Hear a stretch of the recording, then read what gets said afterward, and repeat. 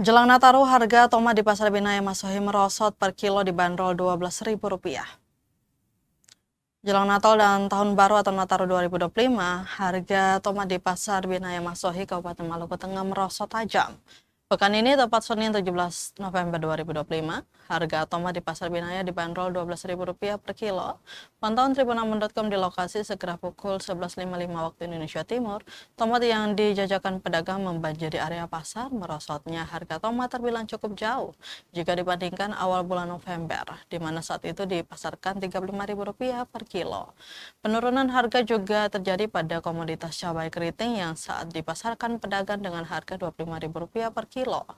Walau begitu, Tribuners, penurunan harga tersebut tidak merata untuk semua komoditas pangan. Pasalnya cabai rawit masih mahal dijual pedagang Rp80.000 per kilo. Kata salah seorang pedagang, Mama Salbia, 45 tahun, ia sedang mengambil dari tangan kedua.